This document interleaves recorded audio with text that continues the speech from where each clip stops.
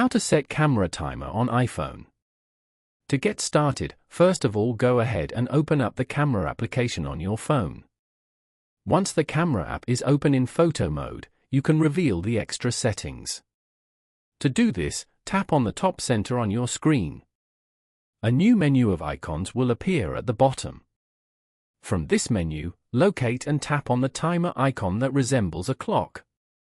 Here, you can choose your delay from 3 seconds or 10 seconds. After you pick one, a small timer icon will show up at the top of your screen to confirm it's set. Now, just aim your camera and press the shutter button. A countdown will appear on your screen. Once the timer hits 0, the photo is taken automatically.